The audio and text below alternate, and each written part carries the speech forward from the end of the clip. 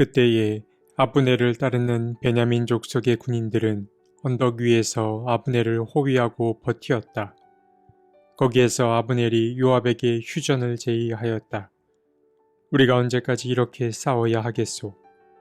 이렇게 싸우다가는 마침내 우리 둘 다 비참하게 망하고 말지 않겠소?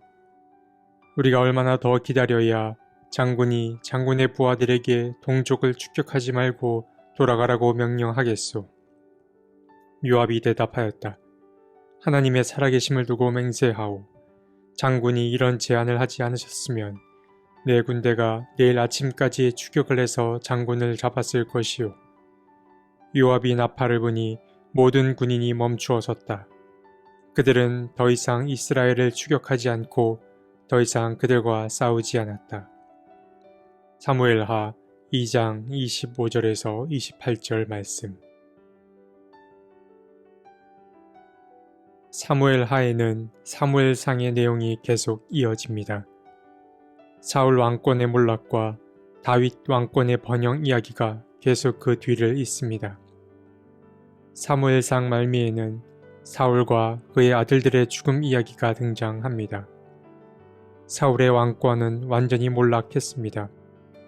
그래서 사무엘하의 첫 머리에는 사울과 요나단을 향한 다윗의 애도가 등장합니다. 다윗은 사울이 자신을 집요하게 괴롭혔음에도 미움보다 그에 대한 애정의 마음이 더 컸습니다. 그는 사울의 죽음을 두고 깊은 슬픔에 빠졌습니다. 그뿐 아니라 둘도 없는 자신의 소중한 벗이었던 요나단의 죽음은 다윗을 더욱 슬픔에 잠기게 만들었습니다. 다윗은 그렇게 적도 없고 자기 편도 없는 여정을 시작합니다. 다윗은 충분히 애도한 뒤에 자리에서 일어섰습니다. 마음을 추스르고 자신이 가야 할 길로 떠났습니다. 그는 먼저 어디로 가야 할지를 주님께 묻습니다. 시글락에 머물던 그는 주님의 안내를 받아 유다 산지에 위치한 헤브론으로 가게 됩니다. 여기서 말하는 유다 족속은 12지파 가운데 하나였던 유다의 후예들을 일컫습니다.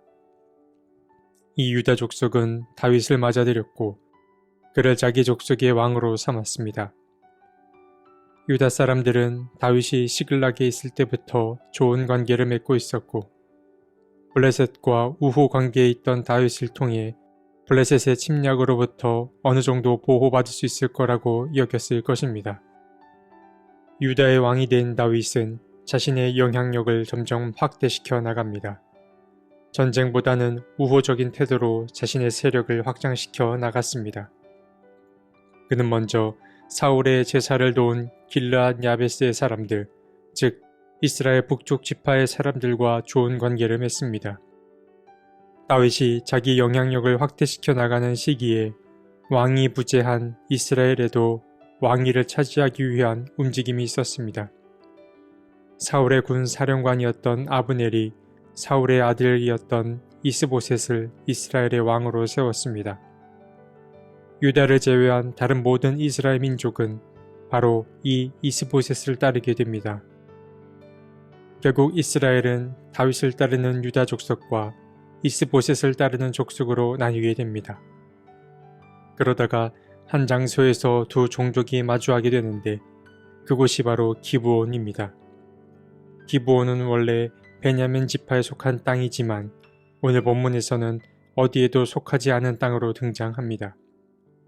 이스라엘과 유다는 이 기브온에서 첫 대립을 합니다.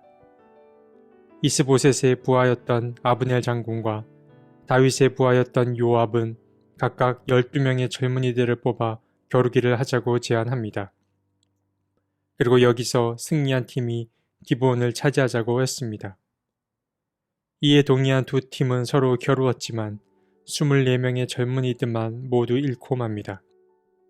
동족 전체의 전쟁을 피하기 위해 병사 간의 겨루기로 하나님의 판결을 얻으려 했지만 모든 병사가 죽고 말아 판가름이 나지 않았습니다.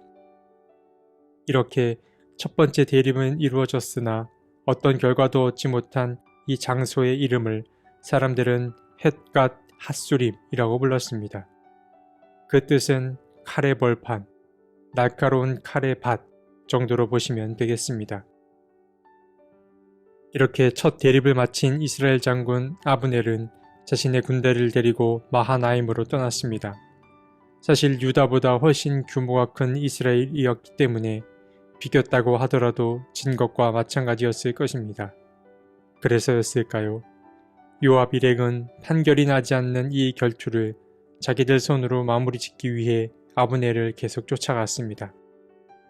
그런데 그때 요압의 형제 중 하나였던 아사헬이 빠르게 아브넬을 쫓아갔습니다.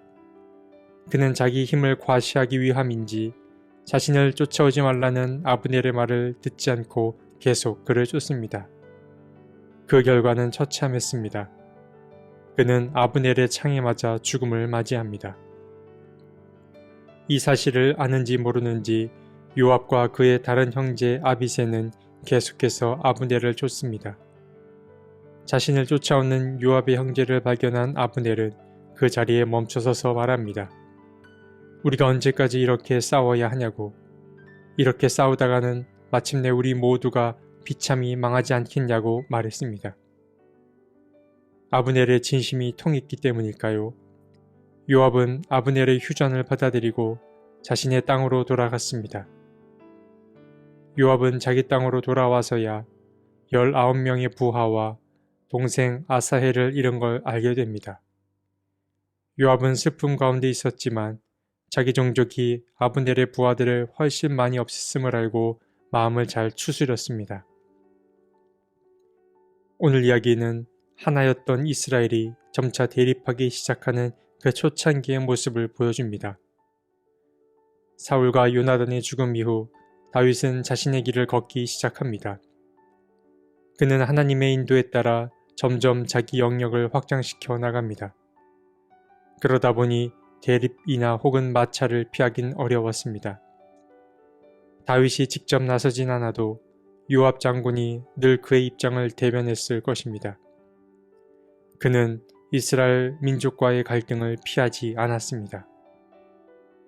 우리는 살다 보면 크고 작은 갈등들을 마주하게 됩니다. 직장에서나 가정에서나 또 교회에서나 어디에서든 우리는 갈등을 경험하게 됩니다. 우리는 나와 잘 맞지 않는 사람을 만나거나 혹은 그 사람과 같이 지내게 되기도 합니다.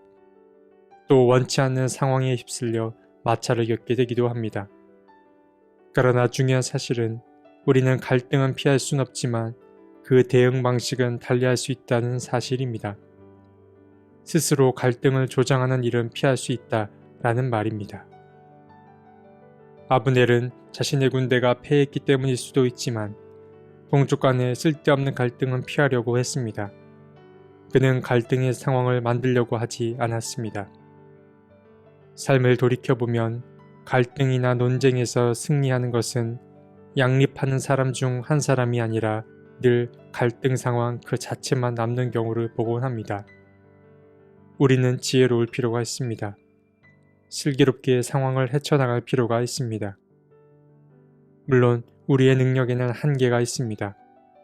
그렇기에 우리에게는 주님이 주시는 지혜가 필요합니다. 주님께 지혜를 구하십시오. 주님의 시선으로 내 앞에 놓인 문제를 바라볼 수 있는 저와 여러분이 되었으면 좋겠습니다. 하나님, 우리에게 지혜를 주십시오. 살다 보면 갈등의 상황을 겪게 됩니다. 주님, 문제와 갈등을 겪을 때 주님의 시선으로 그 상황을 바라볼 수 있게 도와주십시오. 우리 삶에 주님의 손길이 필요합니다. 자비를 베푸셔서 삶을 아름답게 가꾸어갈 수 있게 도와주십시오. 아멘.